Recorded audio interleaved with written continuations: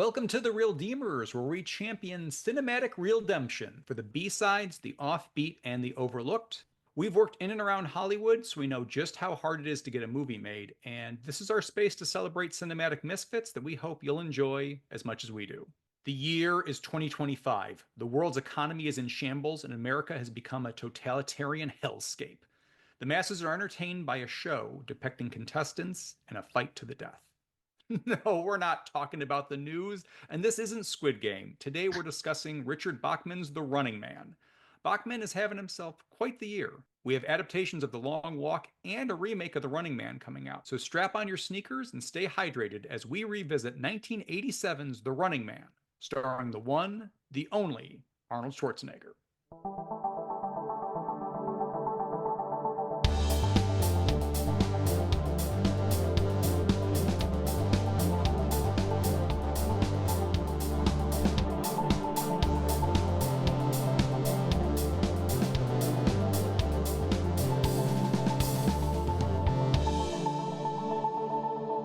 I'm one of your hosts, Greg Bellavia, and I'm here with Andres Angladi.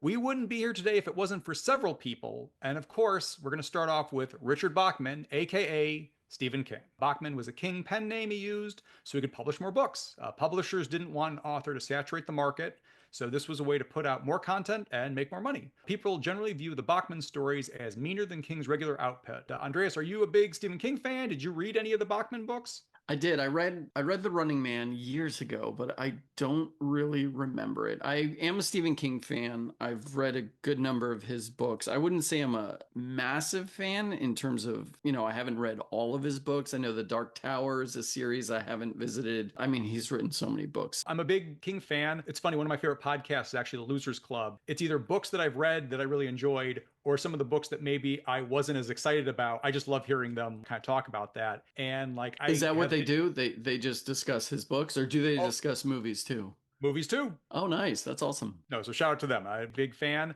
I would stay up all night kind of reading his stuff. I remember just being in the living room reading like Christine and Salem's Lot. My dad had the Bachman books. So that was a collection of Rage, The Long Walk, Road Work, and The Running Man. But honestly, the only one of those I read was Rage, which is actually out of print because it deals with a school shooter. And Oh, King just right. didn't want that out in the ether anymore. I don't find the story that inflammatory. I'm not sure it really needs that, but just kind of interesting. You can find copies, but you have to like buy secondhand. It's a good character study of a disturbed person, which Stephen King's very good at. Yeah. So those four books and Thinner was the original Bachman crop before King was outed as the character. People figured out that that was his pen name. He's returned to it just as a lark over the years, including The Regulators, which I did read, which is, it's a lot of fun. Rage and Road Work deal with disturbed loners kind of rallying against the system.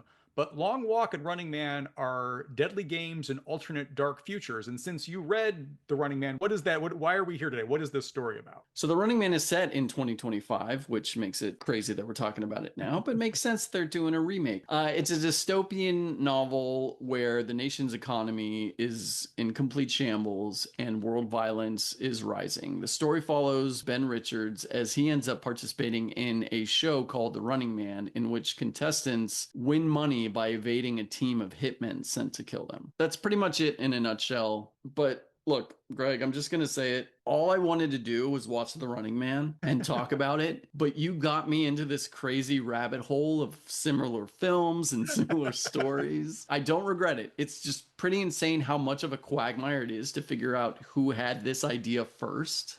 Okay, I'm sure you're going to get into it, but it's pretty crazy. I'm glad you brought this up. And Andreas is right. This was supposed to be a slam dunk. Andreas wanted to watch The Running Man. I'm like, sounds good. And we ended up going completely derailing and going off the path as we found more and more elements. But hopefully it'll be fun to kind of ride along with us on this journey. So that sounds like a good story. And it's got an instant hook, guy being hunted in the street, kind of a reality TV, voyeurism aspect. Great. Of course they're going to make that in a movie. But it's not that simple. So Richard Bachman / Stephen King is one of the people we're talking about. But another name that brought us to this point is Richard Connell. They wrote the famous short story, The Most Dangerous Game. And that's the great granddaddy of people hunting other people for sport. Right. That story's been adapted so many times. There's no need to get into that here. We're all familiar with it. There's a ton of riffs on it. But One person that Connell had a huge impact on was Robert Sheckley. Sheckley was a prolific sci-fi author who wrote a short story entitled Seventh Victim, which detailed a dystopian future where people sign up to either be a hunter or hunted for sport. And in this society, that activity channels violent urges into something that can be controlled and like monitored. Seventh Victim was turned into an Italian movie called The Tenth Victim, but there's also a great horror movie called The Seventh Victim from the 40s. No relation to Sheckley or this conversation. Just keep that in mind. I told you, this is a rabbit hole. Following The Seventh Victim, Sheckley wrote The Prize of Peril in 1958. The Prize of Peril concerns another dystopian future where a reality star, in the story they're called thrill shows, signs up for a most dangerous game type scenario where people compete for the prize of peril as he is hunted all over the United States by a team of assassins with cameras filming all the way. Now, Andreas, that sounds kind of familiar, doesn't it? A little bit. Yeah. So, I'd be, if I was this author, I'd be concerned. And concerned he was. In fact, science fiction author Harlan Ellison shared a story where Sheckley was wondering whether or not he should sue King for using his idea. And Ellison essentially vouched for King, said he was a good guy, so nothing ever came of it. At least when it came to the written work. So keep that in mind. Wait, didn't Harlan Ellison sue someone? Okay. Yes, and I bet that's why Sheckley went to him. Ellison successfully sued the Terminator for ideas that he had used previously in his career. So I think Sheckley was kind of like, am I in the same boat? But, you know, if you kind of put two and two together, Ellison personally knew King, so he probably deflected for that. Oh, man. So because it was an established property, The Prize of Peril was adapted twice. Once for German television in 1970 as The Game of Millions, and once for a French Yugoslavian production entitled The Prize of Peril in 1983. So here are very similar stories from Sheckley and King, and very similar adaptations of Bachman/King's work and Sheckley's work. Okay, so now here we are. Our simple Running Man episode has now ballooned into multiple stories, multiple films, kind of tackling similar material, but maybe in different ways. And to prep for this episode, Andreas and I went back and watched the 1983's Prize of Peril. This whole thing in terms of the Prize of Peril and the German version and the Running Man, it made me think about the Hunger Games. Do you remember when the Hunger Games came out in 2012? Mm-hmm. And there were so many people saying it was a copy of Battle Royale? Yes. Yep. Now, for the record, I don't think it is. I think there's enough to distinguish the two of them from each other. But with these three films, The Prize of Peril, Das Millionenspiel, and Running Man, it's a bit more messy, in my opinion. Yes. For the German one and then Prize of Peril, they're obviously taken from the same source material. There was no dispute there, right? They were both adapted from that story? I think they were both direct adaptations. Okay. So, yeah. And watching The Prize of Peril, I didn't end up watching the Millions game because I just didn't have time. But I watched about 15 minutes of it, and you can see the similarities. What did you think of The Prize of Peril? It's the building blocks are there. And to cut to the chase, the Prize of Peril people saw the Running Man and ended up suing them successfully. It took years, and they didn't make a whole bunch off the case from what they said, but it was a moral victory being ruled in their favor.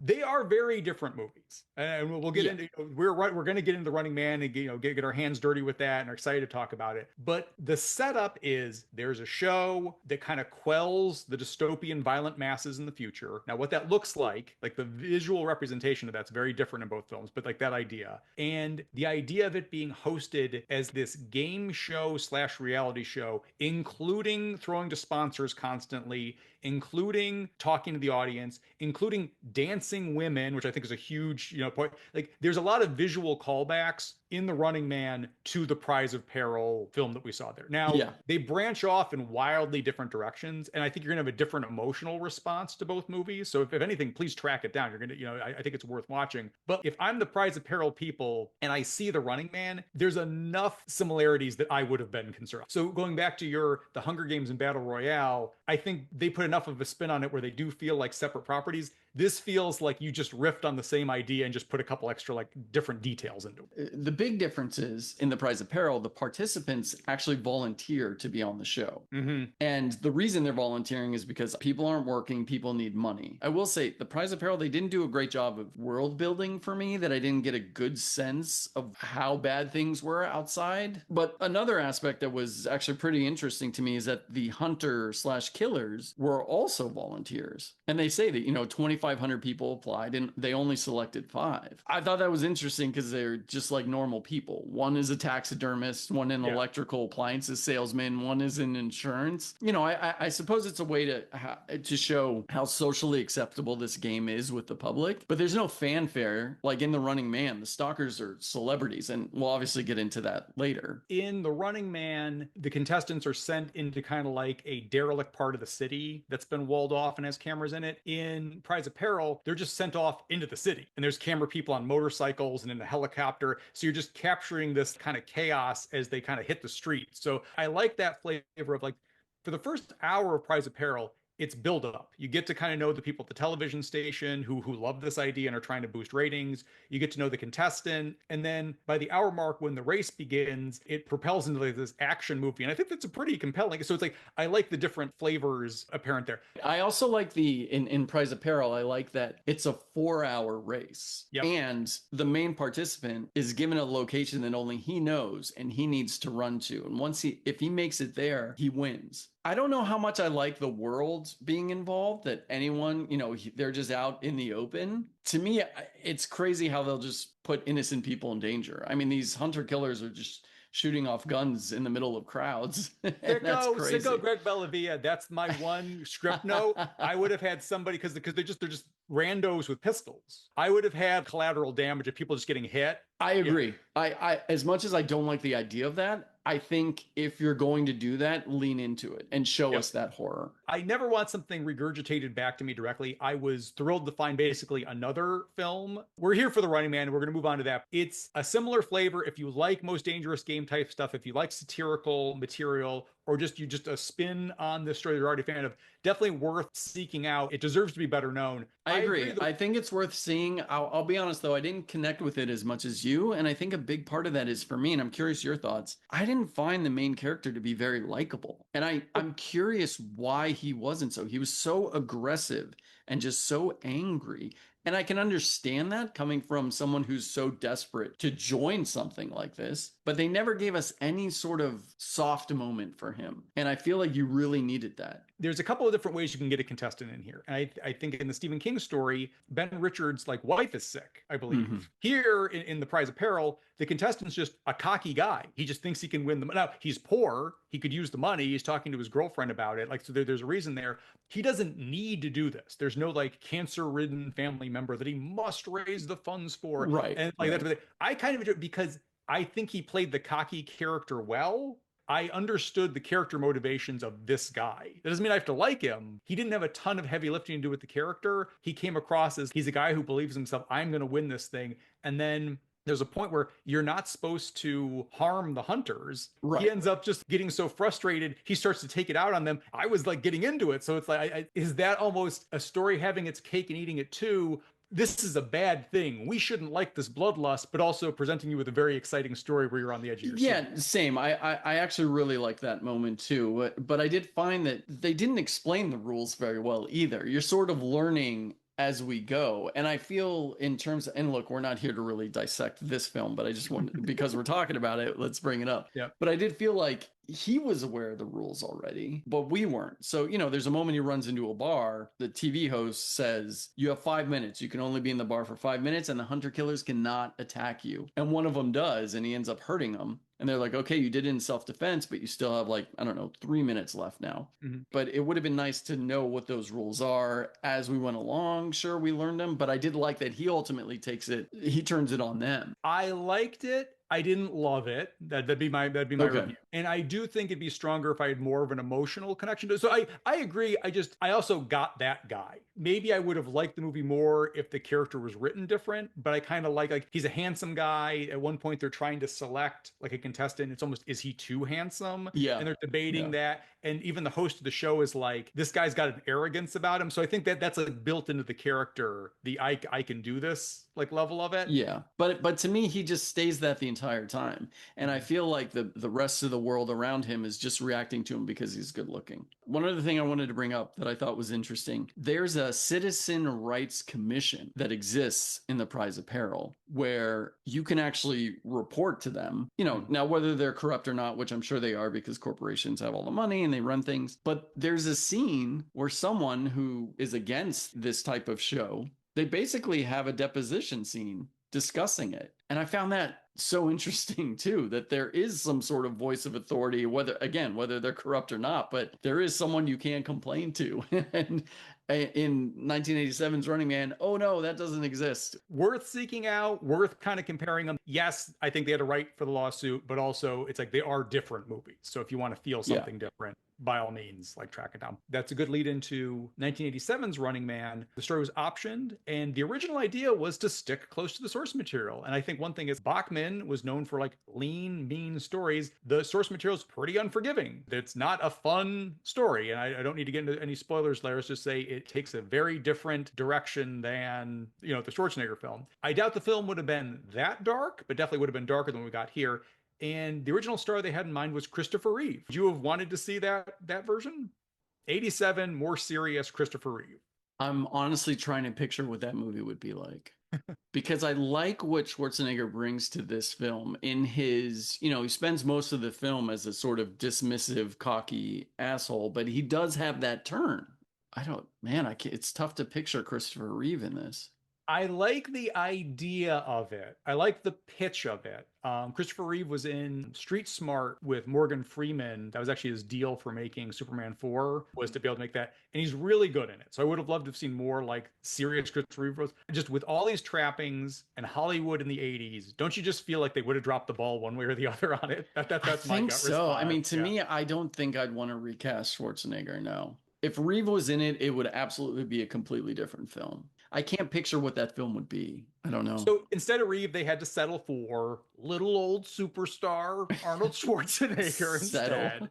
And the story shifted from a dark sci-fi into something a little bit still dark, but a little more fun. And from what I was reading, it sounds like production was rushed. It juggled several directors before finally settling on Paul Michael Glaser. All right, Andreas, what was Paul Michael Glaser known for? He was an actor on Starsky and Hutch. Bingo, 10 points, 10 points. He also directed Shaq's Kazam, The Air Up There, and Bellavia, childhood favorite, The Cutting Edge, which I watched with my cousins. I have no idea if it holds up, but really, really enjoyed it. I need to rewatch that too. Maybe that'll be a future episode, The Cutting Edge.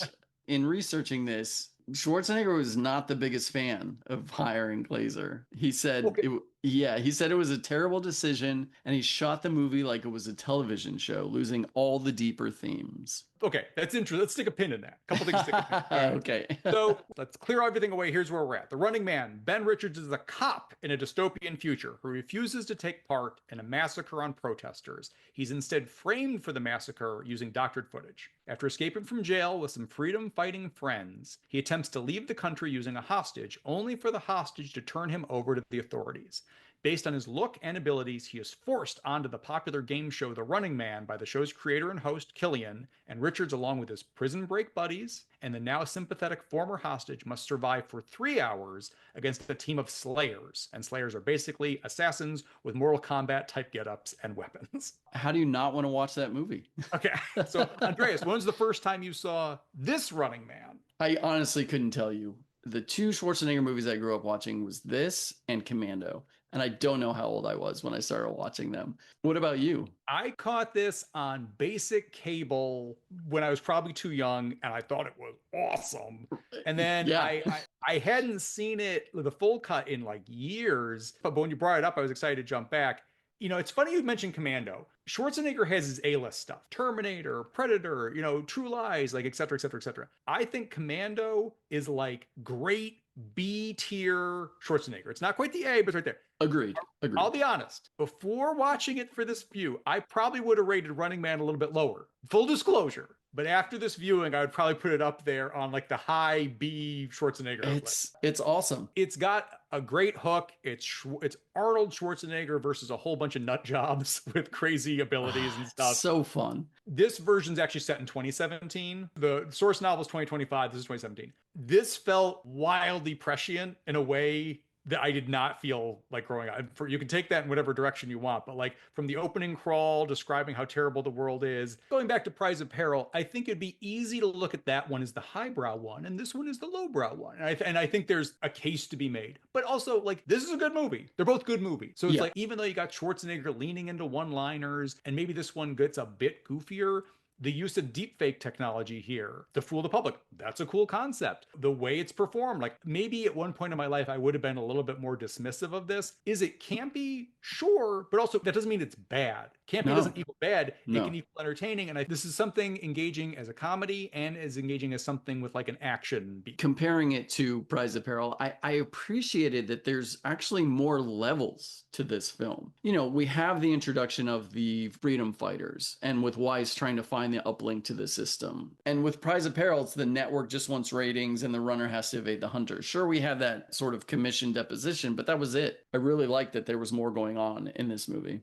I think what's interesting is the Ben Richards of this has no choice. And that's interesting. And like with a movie, I think it's important to meet it where it is, not where you want it to be necessarily. So I think part of what I like about the Running Man source material is I like somebody volunteering for this situation and kind of like stepping into the ring. I think that would have worked in the Christopher Reeve version. I like the explanation here of Arnold Schwarzenegger looks like Arnold Schwarzenegger. So the host of the show is like, this guy looks great. We got to get him on. So it becomes a part of the story why this specific person has been chosen. It's all part of the media manipulation. So to your point, he's a good guy, I'm using quotation marks, the whole time. He doesn't want to fire on innocent protesters. He wants to help his friends out in prison, but he does not want to get involved in the political side. No. That's not his interest. And over the course of the film, when I first saw this, I knew his friends were doomed. Spoiler alert. I knew they were there to be killed by the stalkers. But on this rewatch, okay, yes, they are, but they also inspire him to do something. And if he was, Dudley Do Right the whole time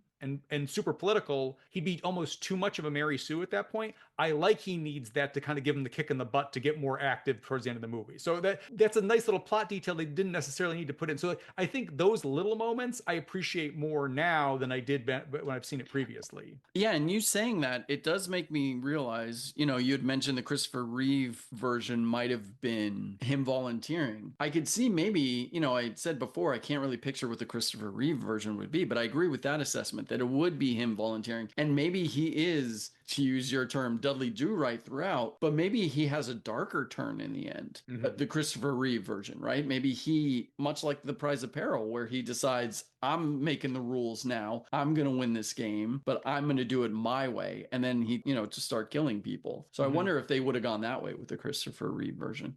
In addition to it's got reality show stuff. It's got the satire on, just like media consumption. One thing that kind of jumped out here is I feel like with Prize of Peril, that to me is a reality show. They become superstars. People want his autograph. He's out on the streets. People are cheering him on. Like some people are getting in his face about it. This is a reality show, but also just thinking about like the 80s, this is also very much a game show. It's got a game show host, we're kind of in like, there's different areas that you need to like clear.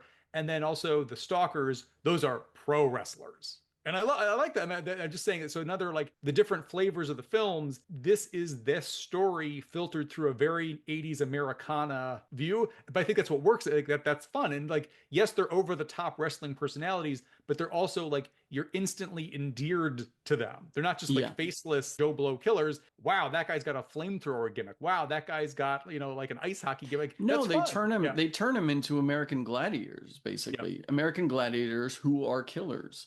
And I do love the aspect of making them celebrities, like how Captain Freedom has a workout, right? We might be stepping on a little bit of our category of ahead of its time, but again, looking at Captain Freedom's workout, it reminded me of the oversaturation of celebrities who dip their hands in everything, be it a brand of alcohol, a cell phone company, all these commercials.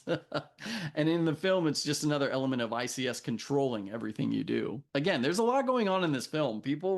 I've seen on like Letterboxd, a lot of people say it's fun, but it's not a good film. Okay, I think that was the consensus. I think after 2016, people have changed into, yeah, it's pretty good. So it's one of those modern movies, to me, lack a lot of flavor of stuff from the 80s. So even something that might have been labeled a B movie or trashy or whatever, there's a certain level of professionalism or just charisma to the stars or whatever. That's not to say there's not good stuff out there, but like you go to a movie theater in the 80s, and you're going to have so many different options, so many different things. I don't feel we get that variety these days. So I think something like The Running Man was easier to dismiss back in the day. It's just, oh, it's just another Schwarzenegger flick. He's making a dime a dozen. I mean, that's true. And it was released in 1987, which also had Predator released that same year. So okay, you're deciding between two Arnold Schwarzenegger movies. I'll be honest, I'm going to pick Predator over this. that's okay. So that's it. Like, we're not saying it's the best movie ever, but I think it's good. And also, when you don't appreciate how good things you have it until they're gone, I think there's a level of going back and like, oh, wow, this was pretty good. To Schwarzenegger's kind of comment on it, I don't think this is the most dynamically directed thing in the world. I don't disagree with him there. Somebody I kept coming back to was like, I'd love to see Paul Verhoeven's version. Oh my gosh, Greg, yes. Holy shit, that would be amazing. He got that, with, Total Recall. So it's like, we've seen Arnold in a great sci-fi satirical movie. So yes. Sorry, I was just excited at Paul Verhoeven's version of this. yeah. But if you put them next to each other, you can see what Schwarzenegger's chasing. There's a level of quality. I get that. He's not even wrong, but I don't think this is bad. Could there be a better movie made out of this? Sure. I don't disagree with that at all. But I also think what we ended up with is still a ton of fun, and there's a lot happening at all times. Honestly, I don't think I would change anything except for adding a bit more style and personality to the cinematography and shots. Mm-hmm. Everything else, I wouldn't change. It's a great script, a great cast. Also, one thing, like, it sounds so stupid, but I'm going to do it. Did you catch any of the posters in Killian's office? I didn't. I caught some other stuff that I want to talk about. Okay. So it's fast. And I love they do not stop. You have to be looking in the background while it's happening. One of the posters of one of the other shows he's worked on is just the hate boat.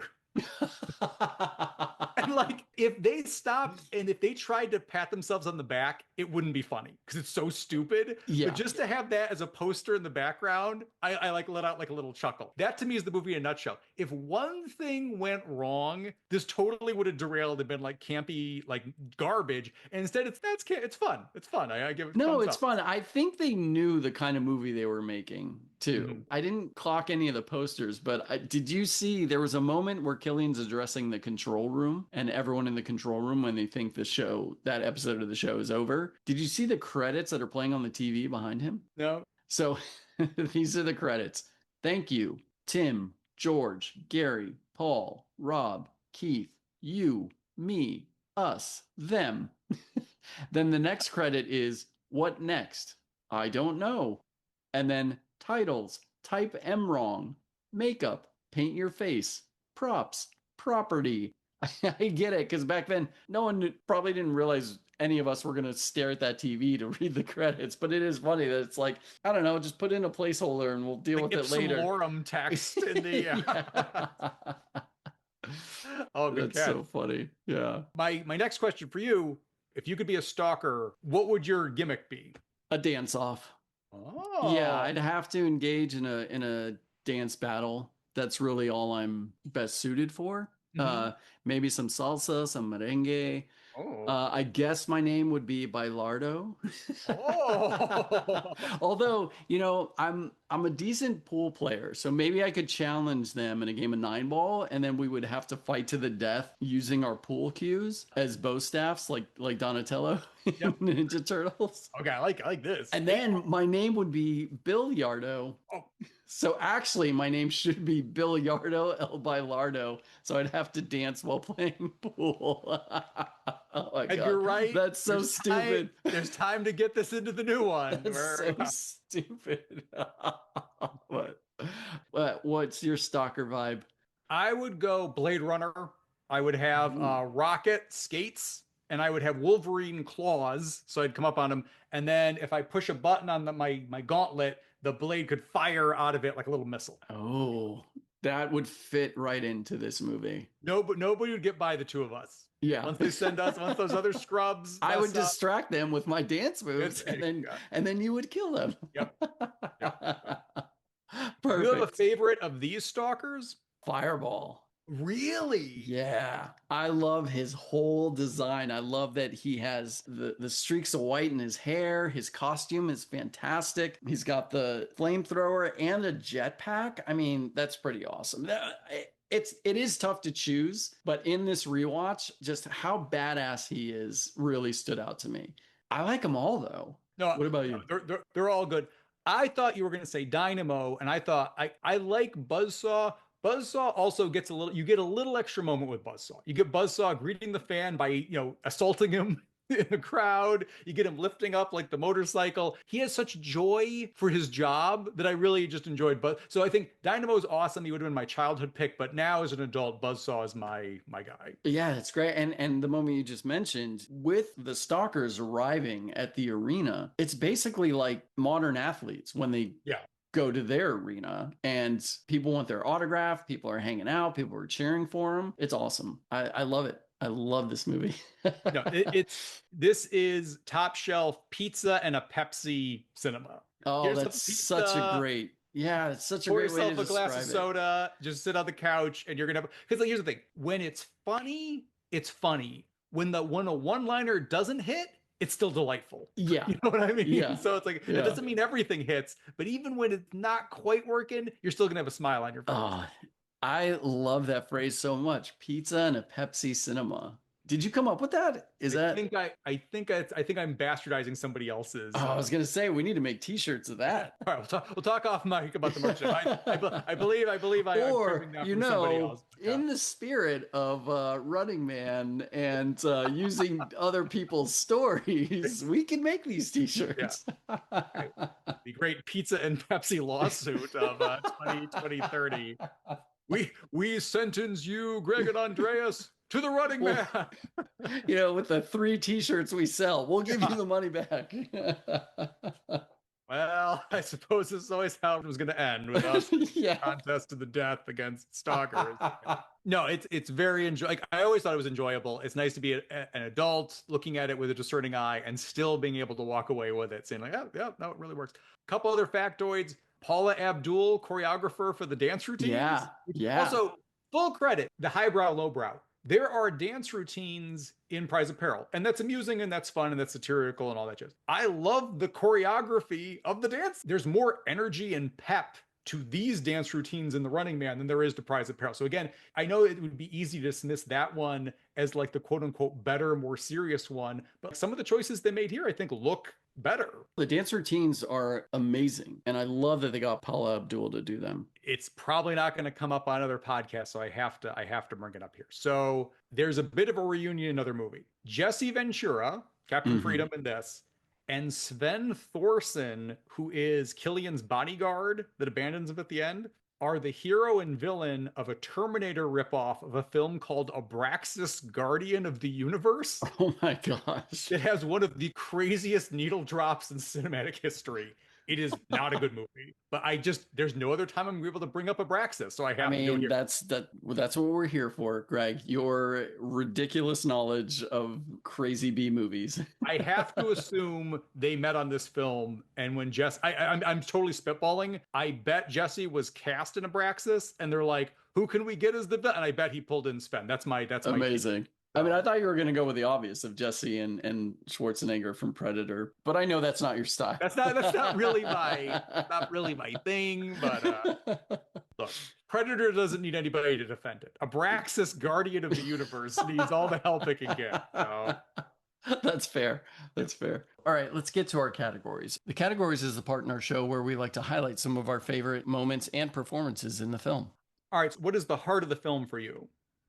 Question everything. No, it's the importance of not believing everything you're seeing, especially if fed to you by a totalitarian media manipulation. I was gonna write Fighting Fascism or the Dangers of Consuming Mindless Media, but to me, the true heart is action superstar Arnold Schwarzenegger being a badass and saying one-liners. I think this is the Arnold show. He's insanely charismatic. You want to see him busting up fools and taking down this whole rigged system. And he's yes, the other stuff's there, but I think that's still like the main event is Arnold being the man. You are there for Arnold. Everything else takes kind of a backseat. I get it.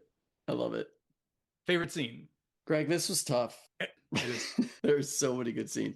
On this rewatch, My favorite scene is it's weird. It's a little bit of a cheat, but it starts at the end of the deep fake footage of Richards killing everyone in Bakersfield. And there's a great moment that stayed with me from the first time I ever saw it as a kid. It's every time I rewatch this movie, I have that memory of picking up on this moment. And it's a small sound design element, but it's so effective. It's after the last explosion in that footage, they flip to using echo on a woman's scream. And then they lower the sound effects as Killian's somber voice comes in and he says, well, we all know the aftermath. That's chilling. And it's such a great small detail. But from that moment through introducing Richards on stage, I love that the audience is just booing like it's Jerry Springer or Maury. Yeah. And as Richards has walked up the stage, dancers come up to him one by one and caress him and then do a very dramatic spin off. And then he gets to the center of the stage and they tear off his jumpsuit to reveal that awesome bright yellow bodysuit. And that costume design still holds up and is iconic. If you or I wore that to a Halloween party, some people would absolutely know what it's from. Are you pitching me on our Halloween costumes? I think I am. I think I am. It's a long scene, but I would take it up to Killian yelling the iconic line, "It's time to start running." That is my favorite scene. And again, there's just so many other scenes to choose from. But what's yours? I'll say I want to give a shout out to the prison break, because it has one of my favorite sci-fi prison break tropes where the prisoner has some sort of explosive on them if they go through. Yeah. And the guy that freaks out and he runs too early and gets his head blown off. You don't really need that in this movie, but they're just like, well, we should probably, like, they're 30 seconds away. You do. It's Chekhov's gun. You're going to introduce that explosion. Yeah, the audience is going to want to see that. You can't deprive them of it. All I mean is, like, they were like 20 seconds away from all successfully escaping. And they're like, we got to blow somebody's head off. So I appreciate the shout out to like them even include, they do not need that detail in this movie of having those, like, but it works. I like it. It stays with you. It's good world building, because then they need to go to the that introduce, you know what, I'm using my fishing rod to reel that back in a little bit. That does get them to the underground, because the underground has to take the explosives off them. So to introduce, you know what, maybe there is a script reason for it. Well, I'm glad it's there. I'll say that. Not my favorite scene though. Favorite scene, I clocked the biggest smile on my face. It was Schwarzenegger fighting Buzzsaw. He's getting dragged on the motorcycle. He's fighting a guy with a chainsaw. And I literally was like, would this ever not be awesome? When I watch this when I'm 85 years old, I'm still going to be smiling at Schwarzenegger fighting a guy with like a chainsaw. So literally he's over your shoulder on the poster is a guy on a motorcycle with a chainsaw. So like, I don't know, it's my base instincts. I really enjoyed that. Yeah, another scene I wanted to shout out is after Richards doesn't kill Dynamo, he and Amber, they run over to Laughlin, who's dying, and he begs Richards to finish uploading the uplink code. And the cinematography in that scene, I actually really like. I love there's this blue hue that covers them and makes their skin really shiny. And it's a great moment between Laughlin and Richards. And it's the moment Richards finally makes that turn that I mentioned earlier. You know, he knows it should have been him who died. And then the scene gets interrupted by a private call from Killian, who tries to entice Richards to become a stalker with offering him a deal. And it ends with a great line. And don't worry, it's not my t-shirt quote pick, but I am going to say the line. "I'll live to see you eat that contract, but I hope you leave enough room for my fist, because I'm going to ram it into your stomach and break your goddamn spine." No, that's great. I love that scene. And what's funny is, like, you're talking about, the scenes that put a smile on your face. Thinking about me as a kid watching this movie, I don't think I ever would have thought I'd pick those two scenes as like some of my favorites. Like, obviously it's him killing Buzzsaw. Yeah, but you can appreciate, now that you're more mature, you can appreciate it. Yeah. Yes. Yeah. Also, I think my biggest laugh was after Sub-Zero's been killed, Killian's very like maudlin, like, oh, we just lost somebody, and the crowd's very sad. And then on the screen behind him is Sub-Zero's dead body, and it says like, "We'll be right back." Like, I know. It's so good. But that plays into that satire of violence and the media manipulation. I love it. I think this film is smarter and better than people gave it credit. On that note, with Prize of Peril, I think this movie has a happier ending. It just does. And I think the comedic beats it hammers them home more. And I think there's a version of this where you'd be like, oh, that's the dumb American remake. Here it works. I think this is a funnier movie. Like, I appreciate the satire in Prize of Peril. I like Prize of Yeah. Peril, but I Yeah. think this is a funnier movie, like legit. Some of it's like dumber humor, but like it's still like made me smile, made me laugh. And the happy ending, like sometimes I want to see the good guys win. Here, I want to see this system like toppled. And I know that's not every movie, but especially when you're feeling kind of down, pizza and a Pepsi movie, you want to see Arnold come out victorious. So it's like I definitely was like fist in the air, like yeah, at the end of this. Yeah. Okay, who was your MVP?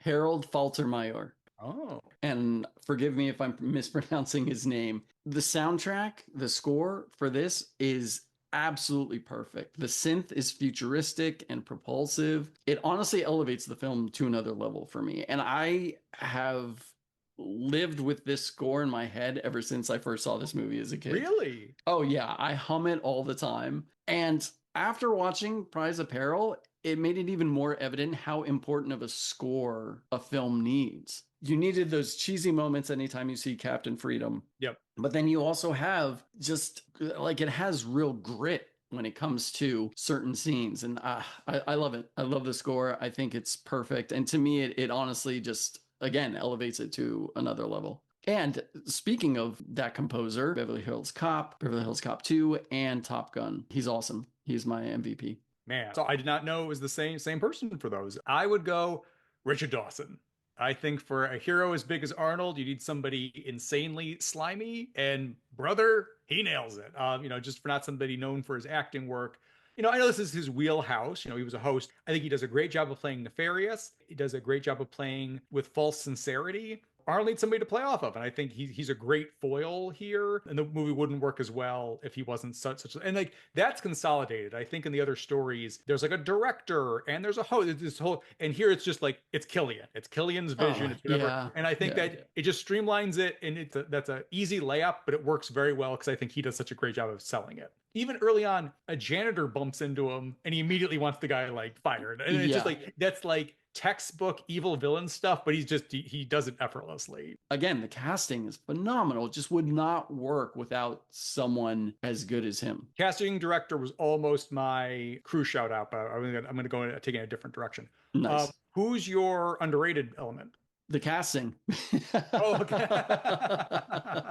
Honestly, yeah, the casting. I mean, Schwarzenegger, Maria Conchita Alonso, Yaphet Kotto, Richard Dawson, Jim Brown, Jesse Ventura. It's superb. Like I said, the film wouldn't work without a great cast. And Mick this Fleetwood, Dweezil Zappa. No, it's a very interesting. This is a great cast, and even the lesser known actors in smaller roles are great. Like Marvin McIntyre as Weiss, Erland Van Lith as Dynamo, Gus Rethwish as Buzzsaw, Toru Tanaka as Sub-Zero. They all work so well. So to me, it's I'm sorry to correct.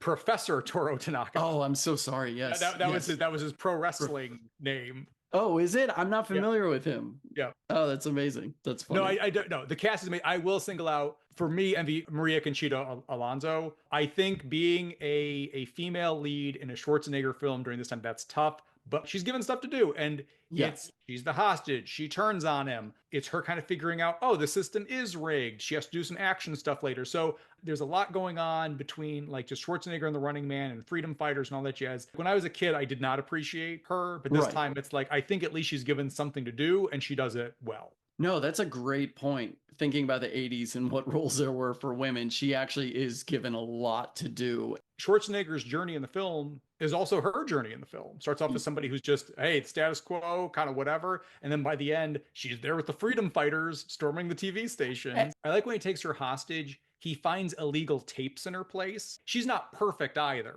Yeah. Even in this system, well, I can get away with like little stuff as long as I'm not doing like huge stuff. So she feels lived in. Who's having the most fun other than us? I initially was going to say Erland Van Lith as Dynamo.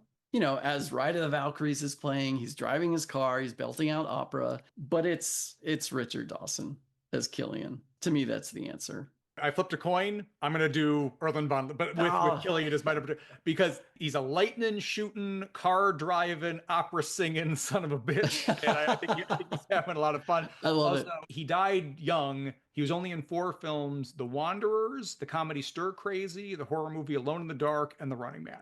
Wow. Pretty good run. I didn't know that he died so young. Oh, that's a shame. Yeah, he was great in this. Yeah, very charismatic. Again, just as a stock villain, he Yeah. gives you a lot, even though he's not in the movie a whole ton. What scene would you show to someone to hook them? The moment when Richards' cell doors open and in walks his court-appointed theatrical agent, which we haven't really spoken about.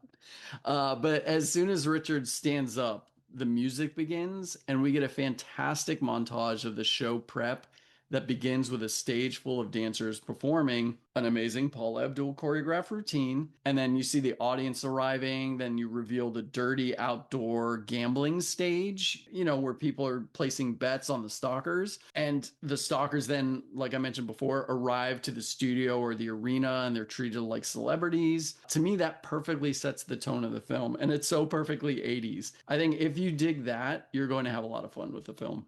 I like your choice. I think that's probably maybe the perfect moment to show. I had put down him versus Sub-Zero because it gives you a little encapsulation of what the film like here's what the whole movie is like. Here's him fighting Yeah. this guy. But I like yours because it's almost that you're whetting their appetite for Yeah, what's about to exactly. happen. I don't want to give them too much, but it's enough to show that, hey, this is what the film is like. All right. There's a lot. Oh, T-shirt man. quote. There's a lot. It's a Schwarzenegger film, so it's going to have a lot of great quotes. But I do want to shout out one, and I know we don't like to be critical on this podcast, but there's one of the worst Arnold one-liners, I think, is in this. It's not even the worst because of how cringy it is. Like, I'm all for that. Yeah. To me, it's just, I don't think it's great writing. I bet you know which one. I have one in mind. Okay, I'll just say it. Yeah. Here is Sub-Zero, now Plane Zero. Yes. I every time, even as a kid, I knew I was like, that just feels wrong. So I just wanted to mention that. But no, out of all of them, I knew that's the one we were going to say. Yeah. It just doesn't. It's clunky. Yeah, that's perfectly described. Yeah. It's clunky. I know I have a tendency to not just pick one quote in this category. I'm very guilty of that. I'm sorry, Greg. Send him to the Running Man. So I'll give my pick, and then I'm gonna have to shout out a few. Look, it's a very quotable film. Well, I'll do my pick. Why don't you do your pick, and then we can talk about some of our favorites. I honestly didn't even remember this line until on the rewatch, and I loved it. It's when Laughlin says, "Don't let us down. I don't want to be the only asshole in heaven." I didn't remember it either. That is one of the best ones. Yeah. And also, it's funny, but also it's his dying words to give Schwarzenegger inspiration. It also works as a nice little moment. Yeah. So no, yeah. As stilted as the Sub-Zero line is, that one really works. And we've mentioned his name, but we haven't really talked about his performance. Yaphet Kotto is Laughlin. Again, what a get for this film. Yes. He's incredible. What's your line? A little basic, and I also want to share just another quote. But Schwarzenegger and Dawson's faces on the shirt, and it's Killian, I'll be back, and only in a rerun. Also, what I like about that is Killian pauses for a second after he says I'll be back because he's shocked. What do you do? What are you talking about? Are you threatening me? Then he recovers and says only in a rerun. It's a great moment of acting. Richard Dawson is so good. Yeah, there's a couple. That's a great line. I actually wrote that one down too. But there's a couple lines I do want to shout out. The one that I always think of it's time to start running is the iconic line. But the one that I always think of and somehow it just randomly pops into my head is who loves you and who do you love? The two other lines in the film that I have to talk about, when Amber is being placed in the contraption that shoots them down into the arena, and there's a VO guy telling the audience about her. And one of the lines is, later, she cheated on college. Hold on, let me start that again. And one of the lines is, later, she cheated on college exams, had sexual relationships with 2, sometimes 3 different men in a year. Yeah. But that's fun. That's funny. It's so good. So good. Yeah. And then another one was in the beginning, one of the first TV announcers, news reporters was saying, ICS, your entertainment and information network, reminds you seeing is believing. And that just, again, sets the tone of what this film is about. One I had forgotten is when Arnold tries to flee with her, he's got the loudest Hawaiian shirt on you've ever seen. And it's just like, and I was like, oh my gosh, that's a really like loud shirt. And then later on, they're stuck in the game. And she's like, me and my big mouth, we should have taken that trip to Hawaii. And he goes, I had the shirt for it, but you fucked it up.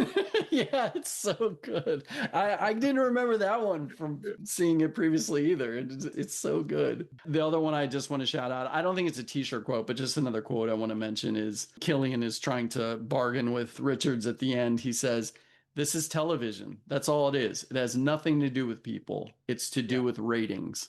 Yep. And us working in the industry, we understand that very, very well. I think we've had Killian as a few bosses in the past. Are there any Oscars you would give this? So yes, I've mentioned it several times. Might be a little bit of a cheat, but it's sort of legit because the next Oscars are going to introduce the Oscar for casting director. Mm-hmm. And I would absolutely nominate casting director Jackie Birch. Again, this cast is great. I don't think I would recast anyone. And I would want to give Jackie an Oscar. And other credits, I did want to mention this. They did the casting for The Breakfast Club. Oh my gosh. Three Amigos, Predator, Coming to America, Die Hard, Roadhouse, Dick Tracy. I mean, there's more, but I'd be happy with just one of those credits on just one of them. I'd be happy with. They do Abraxas Guardian of the Universe. Is that how we ended up with those two in that movie? You know, that's a good question. I should look that up and see if Jackie Birch. But that's amazing. I mean, what a run. Also, a run. Great cast. Yeah. Not just like memorable movies, but like Breakfast Club. Breakfast Club, amazing cast. Die Hard, amazing cast. I mean, Coming to America is one of my favorite comedies of all time. All time. And that cast is stacked. What about you? I took this in a slightly different direction. I made up an Oscar. I would give this the Oddly Prescient Award. I think like, wow, you guys really. Yeah. So I think we also do the Is This Ahead of Its Time? Just to roll it. Yes, and even more so than the 80s. I think this would have been seen broad in the 80s. Oh man, what broad commentary. But now that we've lived through decades of reality television, I feel like they got a lot of it right. Yeah. I don't know if I mentioned everything that I thought was ahead of its time, but just the biggest thing right now is deepfakes. Yes. Yeah. Deepfakes and then Killian's influence in the politics of everything. We didn't talk about this line, but when he's like, get me the Justice Department Entertainment Division.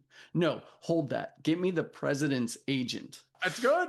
It's good, but like you said, it's prescient and it's kind of scary. Who's your crew shout out? It's costume designer Robert Blackman. Is that who you were going to do? Yes, it is. Oh, same person. This is our first time we've ever landed. Oh man, I mean, I'm excited. Yeah, because he also did the costumes for a good amount of the Star Trek shows, The Next Generation, Deep Space Nine, Voyager, Enterprise, which to me is kind of funny because you're familiar with the concept of red shirts, right? Yep. So for listeners who don't know, red shirts, I'll just give the Wikipedia definition. It's an informal term for a stock character who is killed off shortly after being introduced. And that, I think it originated in Star Trek. Yes. Yeah. So in this film, the two characters in the red bodysuits are the ones who die. Laughlin and Weiss. Didn't even, I did not put that together. I knew they were wearing different outfits, but the red shirt.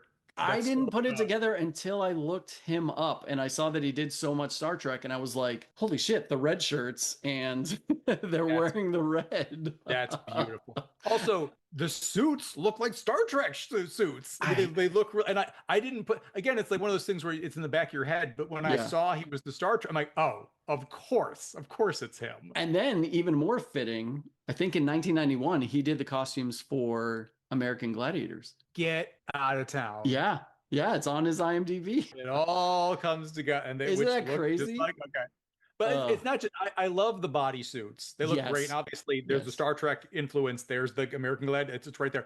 But also, the stalkers look cool. Yeah, and I think that goes such a long way in selling this movie and making it memorable. And they each have a different, distinct look, and like just that's part of the magic of this movie. Yeah. Oh, I'm sorry. I stole your pick. You shared. That's true. It's shared pick. it's a good cast, but the casting director put in the work, the score put in the work, the Yeah. costume designer put in the work, the script's more clever than you think. So it's just like, it's weirdly firing on more cylinders than you expect. And again, I go back to Schwarzenegger's. Maybe a different director might have brought out even more things, but this is the glass half full, glass half empty. We're Yeah. looking at the glass half full, and there's a lot to appreciate here. Absolutely. I guess just to talk about the remake, it's more based on the source material, both Prize of Peril and the Bachman story. It doesn't take place in a studio. It's out in the streets. There's like hired Yeah. assassins. To my knowledge, they're not the same garish outfits. It's more of just like hitmen just out against you. I am curious the tone, because the Bachman story is really dark. That's not Edgar Wright's style. No. So, and I'm sure he's going to put his own spin on it, but I'm curious where this movie is going to land. I never saw Last Night in Soho. What was that vibe? I like it. I think that could have gone 3 degrees darker, to be honest. It works. It's a good movie. I would have loved to have seen like it a little bit more like nasty. 87 Running Man is a Schwarzenegger vehicle. He's not going to die at the end of it. You know, there's certain things. Now in 2025, adapting the story, I would love to see it. It can be funny, but I would love to see a nastier version of the story. I don't know if that's what Edgar Wright would bring to the material, but I would love to, I'd love to see what it looks like. I think I'll need to go back and read the book. I kind of want to read the Bachman book now again. Yeah, I would bet $10 they don't end the same way. If they do, I'd be shocked. But I mean, it's also interesting because nowadays we're in such a weird moment of filmmaking, right? Where it's a big studio film. I wonder if there's a level of darkness that can't be touched because it's a studio production. No, I would agree with that. I don't think you could go as hard. I'm so curious to see what the writing credits are going to be like the story by. Yeah. Definitely want to see it. And also, like, I don't want a retread of this. This exists. There's no star with Schwarzenegger's charisma that I'd even want to attempt to plug into this version of this. So they by necessity, I like them going back to the source material and going more than I disagree, only in the sense of I agree with you that there's no one at Arnold's level that could be in it, but I like this satire more than going out in the real world. I'm hoping to be proven wrong. You know, maybe Edgar Wright does do a version where I'm on board with it. What I think you could lean into in the going out in the world is the relationship to just people you meet on the streets and like that celebrity factor. And again, Price of Peril touches on it. I know I liked it a little bit more than you did. I think you could lean even heavier into the character. Also, in Price of Peril, you don't get to know the hunters. You get they literally introduce them. Hi, what's your name? Where are you coming from? It's that surface level. Yeah. I think if you got to know the hunters as like people, and maybe somewhere through they got really conflicted. Oh shit, what am I doing? I don't want to kill this guy. I think that the 87 Running Man is a great version of whatever that is. Let's leave that on the shelf. Now let's try and spin the story in another direction. I will say, while we're on this topic, and again, just not sure when it's going to come up, there was a movie from the early 2000s called Series 7, The Contenders. Did you ever see that one? Oh no, but I knew of it. Yeah. That one, just to give a quick shout out, that one's premise is people are recruited for a show where they have to hunt each other. So it's everybody's the running man, but also everybody's the hunter. And that was released at the height of reality TV. So I thought that was super prescient when it came out. Yeah. Yeah. So I just, that one, it's darkly funny. I mean, it's a dark comedy. That's how I describe it. But like, if you like this genre of movie, or if anything we talked about today sounded interesting, I'd say that one's worth trying, because that's like a cousin to this type of thing. What I love about this film is how much it pushes into that media manipulation and dystopian aspect of where the world is at. And I'm hoping that the Edgar Wright version still taps into that. As always, we're cautiously optimistic, but would love to see what their take on it is. If you're a big fan of Running Man, happy to have you. Glad you're listening today. If you have not watched it in a while, really worth going back and I think you're gonna have a good time with it. Grab a pizza and a Pepsi, patent pending. It's a pizza and a Pepsi movie. Yeah. All right. Well, thanks everybody. We'll talk to you again very soon. Thank you so much, everyone, for listening to this episode of The Real Demers. If you enjoyed what you heard, please support by leaving a like or review on whatever platform you listen to podcasts. You can find us on Blue Sky and Instagram at Real Demers. If you want to reach out and send a comment, you can email us at realdemers@gmail.com. Our music is by Adolfo Delanoy. You can check him out on Instagram at Adolfo Delanoy. That's DELANNOY. Thanks again, and be safe.